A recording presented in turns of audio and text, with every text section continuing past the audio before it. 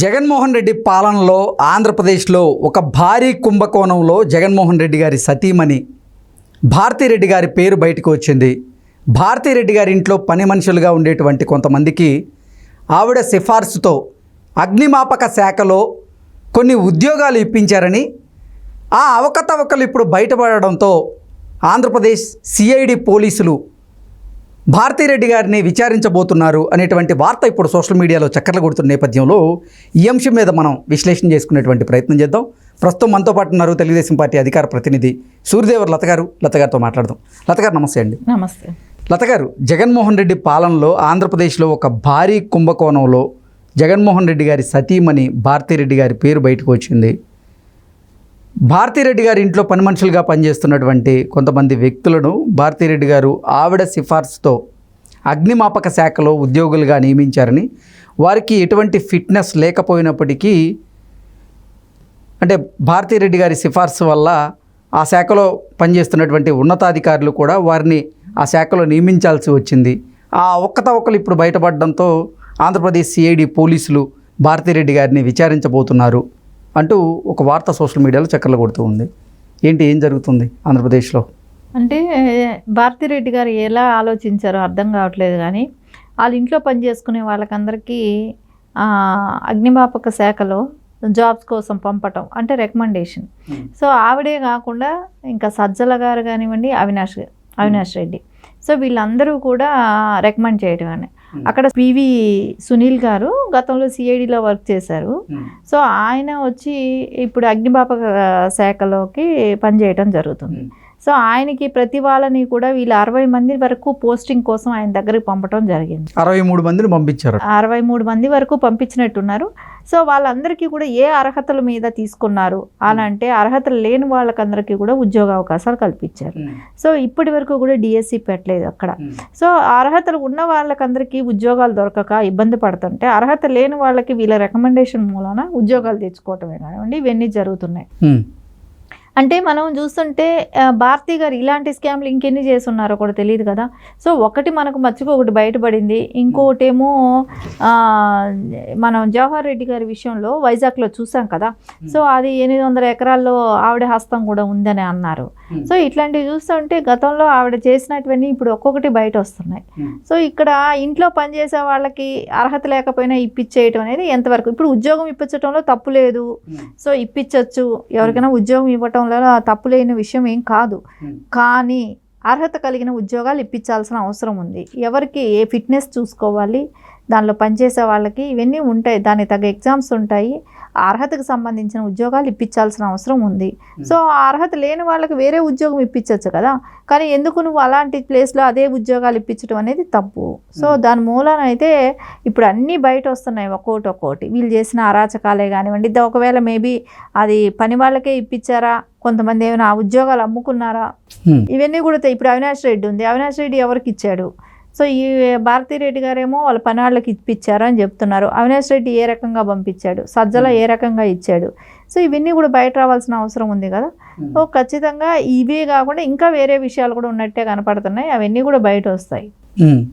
ఏంటి అంటే అసలు ఆంధ్రప్రదేశ్లో ప్రభుత్వం మార్పిడి తరువాత ఒక్కొక్కటిగా ఆంధ్రప్రదేశ్లో జరిగినటువంటి కుంభకోణాలన్నీ కూడా బయటకు వచ్చేటువంటి పరిస్థితి ఉందా?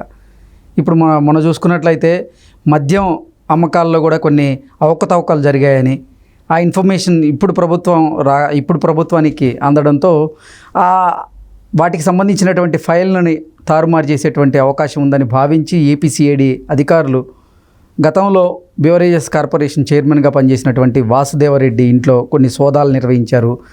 కొన్ని ఫైల్స్ని కూడా తీసుకున్నట్లుగా సమాచారం అందుతుంది. దాంతోపాటుగా అసలు ఆంధ్రప్రదేశ్లో మద్యం అమ్మకాల్లో జరిగినటువంటి అవకతవకలను కూడా ఆయన బయట పెట్టారని, ఆయన అప్రూవర్గా మారారు అన్నట్లుగా కొన్ని వార్తలు అయితే మనం చూసిన నేపథ్యంలో ఏంటి అసలు గతంలో ఈ 5 సంవత్సరాల్లో జరిగినటువంటి అవకతవకలన్నీ కూడా ఒక్కొక్కటిగా బయటకు వచ్చేటువంటి పరిస్థితులు కనపడుతున్నాయా? ఏం చేస్తున్నారు మీ పార్టీ? ఎందుకంటే ఖచ్చితంగా ఇక్కడ మనకు ఒకటే అనిపిస్తుంది, గతంలో మన లిక్కర్లో అంతా సొంత బ్రాండ్లు పెట్టుకోవటం. సో వాళ్ళ సొంత బ్రాండ్లు పెట్టుకోవటం, రేట్లు పెంచటం.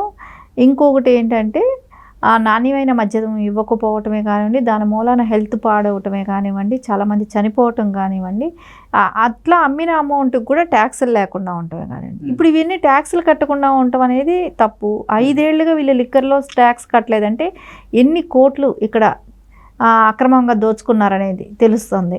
సో దీనిలో ఎవరెవరు ఇన్వాల్వ్మెంట్ ఉంది. సో వాసుదేవ్ రెడ్డి అనే ఆ వ్యక్తి ఇప్పుడు అప్రూవల్గా మారిపోవడానికి రెడీగా ఉన్నాడని అంటున్నారు. సో రేపు పొద్దున ఆయన అప్రూవల్గా మారిపోతే ఎవరు దీనిలో నుంచి బయట వస్తారు, సో ఎవరుండి చేయించారు, ఈ లిక్కర్ బిజినెస్ ఎవరిది ఏంటి అనేది అయితే ఇప్పుడు క్లియర్ కట్గా అన్నీ బయట వస్తాయి. సో దీనిలో అంటే ఇక్కడ జగన్మోహన్ రెడ్డి హ్యాండిల్ అయిందే లిక్కర్ బిజినెస్ జరిగేది కాదు, ఆయనే చేయిస్తున్నట్టే తెలుస్తుంది. సో ఈ ట్యాక్స్ అనేది కట్టకుండా వేరే వాళ్ళు ఎవరూ చేసే అవకాశం లేదు. ఎమ్మెల్యేలు ఎంపీలు లాంటి వాళ్ళు చేసే ఇది కాదు ఇది. సో సీఎం ఇన్వాల్వ్మెంట్ ఉంటేనే ఇది ఇట్లాంటిది జరుగుతుంది. ఎందుకంటే రాష్ట్ర వ్యాప్తంగా కూడా ట్యాక్సులు లేకుండా, ఎందుకంటే ఇక్కడ డిజిటల్ మనీ కూడా యూజ్ అవ్వకుండా ఎంతసేపు వాళ్ళు క్యాష్ పెట్టి కొనుక్కోవటమే కానివ్వండి, ఇవన్నీ జరిగాయి కదా గతంలో. ఇప్పుడు మొత్తానికి మద్యం అనేది మార్పు జరిగింది. ఇప్పుడు 2 డేస్గా నుంచి ఇప్పుడు స్టార్ట్ అవుతుందని అంటున్నారు. సో ఎవరుండి చేయించారు, ఈ లిక్కర్ బిజినెస్ ఎవరిది ఏంటి అనేది అయితే ఇప్పుడు క్లియర్ కట్గా అన్నీ బయట వస్తాయి. సో దీనిలో అంటే ఇక్కడ జగన్మోహన్ రెడ్డి హ్యాండిల్ అయిందే లిక్కర్ బిజినెస్ జరిగేది కాదు, ఆయనే చేయిస్తున్నట్టే తెలుస్తుంది. మద్యం అనేది ఇప్పుడు అంటే మంచి బ్రాండ్స్ రావటమే కానివ్వండి, రేటు తక్కువ ఉండటమే కానివ్వండి, లోకల్ బ్రాండ్స్ ఇదివరకు అమ్మినట్టు అలాంటి అవన్నీ క్లోజ్ చేయడం జరిగింది. సో ఇప్పుడు మొత్తం బ్రాండ్స్ రావటమే ఏపీ ప్రజలు కూడా సంతోషంగా పండగ చేసుకుంటున్నట్టు కనపడుతుంది. రేపు పొద్దున నారా చంద్రబాబు నాయుడు గారి ప్రమాణ స్వీకారానికి వాళ్ళకి పండగ ఇదేనేమో అనిపిస్తుంది. లిక్కర్ వాళ్ళకందరికీ కూడా ఖచ్చితంగా ఇదైతే చాలా దారుణమైన విషయం. ఎన్ని వేల కోట్లు దోచారనేది ఇవన్నీ కూడా బయట వస్తాయి. ఎందుకంటే వాసుదేవ్ గారు అప్రూవల్గా మారిపోయారు. లత గారు, ఇంకా ఏ శాఖల్లో అవినీతి జరిగింది, అవకతవకలు జరిగాయి, ఇంకా ఏ శాఖల్లో జరిగినటువంటి అవకతవకలు బయటపడబోతున్నాయి అంటే ఏం చెప్తారు? ఖచ్చితంగా ఇసుక మాఫియా కదా.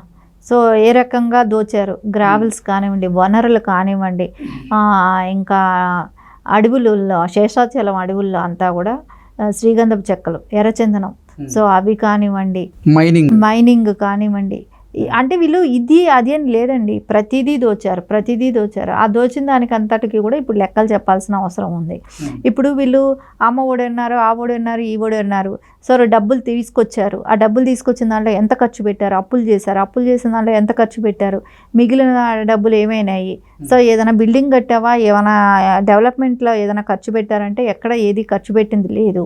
సో ఇప్పటి వరకు ప్రజలు కట్టిన ట్యాక్స్ డబ్బులు ఏమైనాయి, దేనికి వాడావు, మనం రిటైర్డ్ అయిన వాళ్ళకి కూడా పెన్షన్లు ఇచ్చింది లేదు, వాళ్ళకి రావాల్సిన బెనిఫిట్స్ ఇచ్చింది లేదు, సో ఉద్యోగాలు ఇచ్చింది లేదు, ఎక్కడా కూడా ఏమీ రకమైన డెవలప్మెంట్కే కానివ్వండి, ఉద్యోగ అవకాశాలకే కానివ్వండి, ఎక్కడా కూడా ఏది చేయలేదు కదా.